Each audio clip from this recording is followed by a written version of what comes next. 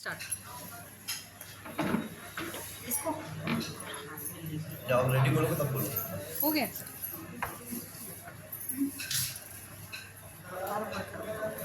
आपके में आना चाहिए, मेरे में तो आ रहा है। ठीक है सर, रेडी। स्टार्ट। जैसा कि आप सभी को विदित है कि विधानसभा चुनाव के बाद अब छत्तीसगढ़ में भी लोकसभा की चुनावी रणभेरी भर चुकी है। इसी तर्ज पे क्या कहते हैं, दुर्ग लोकसभा क्षेत्र से कांग्रेस प्रत्याशी के रूप में ताल ठोकने वाले पूर्व साडा उपाध्यक्ष व छाया विधायक बृजमोहन सिंह जी हमारे साथ मौजूद हैं। हम उनसे उनके इस राजनीतिक लोकसभा चुनाव के सफ़र को उनसे जानते हैं। बृजमोहन साहब, आप बताएंगे कि राजनीतिक सफ़र आपका कब से शुरू हुआ और आपने राजनीति के पूरे इन पहलुओं को अब तक कैसे उस सफ़र को तय किया? मुझे कांग्रेस में काम करते करते आज लगभग 40 वर्ष हो गए। 1982 में मैं NSUI का प्रदेश उपाध्यक्ष हुआ करता था और कल्याण महाविद्यालय छात्र संघ का विश्वविद्यालय प्रतिनिधि हुआ करता था। तब से मैं कांग्रेस की छात्र राजनीति में आया और तब से लेकर आज 2024 तक पूरे 40 से 42 वर्ष गुजर चुके हैं। पूरी निष्ठा, पूरी ईमानदारी, पूरी मेहनत से मैंने पार्टी के लिए काम किया है। क्या ऐसा आप महसूस करते हैं कि मतलब कि कांग्रेस जो है मतलब लगातार ऐसे प्रत्याशियों को उतार दे रही है जिन्हें पराजय का सामना करना पड़ता है? निष्ठावान और ईमानदार और पार्टी के लिए पूरी जी जान अपना जीवन समर्पित करने वाले कार्यकर्ता की कहीं ना कहीं अपेक्षा होती है।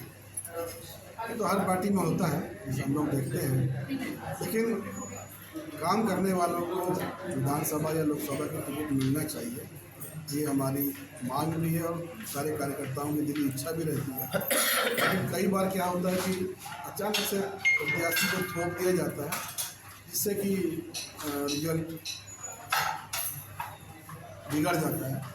तो यही अनुरोध है कि निष्ठावान अच्छे कार्यकर्ता, पार्टी से जुड़े हुए लोग और दूसरे जगह से थोपे हुए लोगों को विधानसभा का टिकट नहीं देना चाहिए।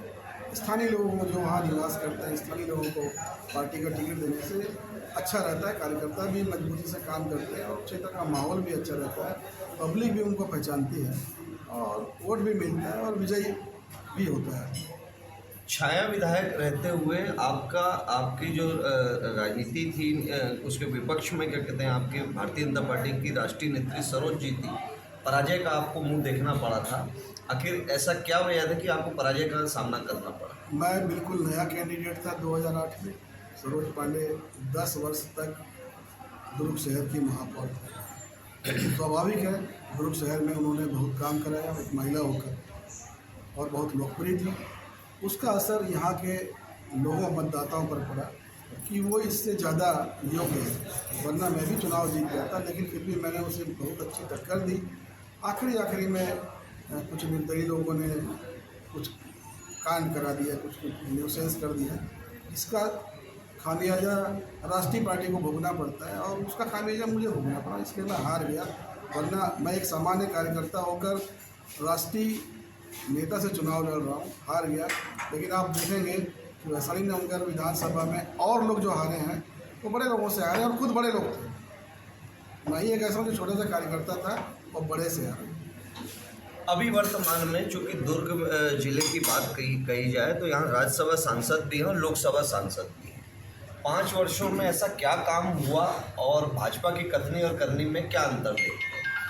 भारतीय जनता पार्टी ने कोई काम नहीं किया। 10 साल से केंद्र में इनकी सरकार है, 15 साल तक छत्तीसगढ़ में इनकी सरकार थी और हम लोगों ने 15 साल लगातार अपने प्रदेश अध्यक्ष, जिला अध्यक्ष के नेतृत्व में विभिन्न जनहित के मुद्दे को लेकर विभिन्न आंदोलन किए, जेल भी गए, लाठी डंडा भी खाए। लेकिन भारतीय जनता पार्टी ने कोई काम नहीं किया, जिसका खामियाजा भारतीय जनता पार्टी में भोगा भी और छत्तीसगढ़ से उनकी सरकार भूपेश बघेल जी के नेतृत्व में बाहर भी हुई। ऐसा आपके चूँकि स्लोगन शहर में बड़े चर्चा का विषय बने हुए हैं कि और आपका जो लुभावने जो नारे हैं वो बहुत आकर्षित कर रहे हैं मतदाताओं को, उस पर क्या कहना है? स्लोगन नारे तो राजनीतिक दल के लोग लगाते रहते हैं और भाजपा तो हमेशा झूठा नारा और झूठा स्लोगन देते रहती है। मैंने तो एक बहुत अच्छा नारा दिया है, जो स्लोगन मैंने दिया है वो मेरे मन की उपज तो नहीं है, मैंने पढ़ा था कहीं पर, पढ़ के मैंने स्लोगन को दिया है। और स्लोगन के पीछे मकसद यही है कि राजनीति में अब झूठ झाट बोलने का समय खत्म हो गया, सच बोलने का और परिश्रम करने का समय आ गया है।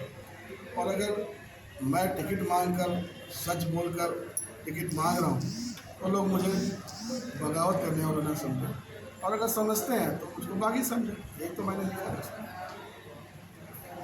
सर अभी जैसे सरकार अभी बीजेपी की बन चुकी है, पर फिर भी अभी आप ये उम्मीद करते हैं कि अगर टिकट आपको लोकसभा की दी जाए, है ना, तो उसमें आप कहाँ पे देखें अपने आप को, खुद को कहाँ पे देखें? बीजेपी की सरकार बन गई इसका ये मतलब थोड़ी कि बीजेपी की पूरी सरकार ही बन जाएगी केंद्र में, कोई जरूरी थोड़ी परिवर्तन होता है। अभी देखिए भारतीय जनता पार्टी के जो केंद्रीय नेता लोग छत्तीसगढ़ में आए थे और जो नारे दिए थे, जो वादे किए थे, जो घोषणाएं की थी, उसमें एक भी घोषणा पर सही ढंग से अमल नहीं किया है। खासतौर से महतारी वंदन योजना आप देख लीजिए, उसमें क्राइटेरिया बना दिया। पहले तो इन्होंने कह दिया था कि हर महिला को 1000 रुपये प्रति माह दिया जाएगा, लेकिन आज उसमें क्राइटेरिया बना दिया। वो क्राइटेरिया में ऐसा होगा कि मुश्किल से 20% महिलाओं को भी उसका लाभ नहीं मिलेगा। ऐसा ही उनकी हर घोषणाओं में है।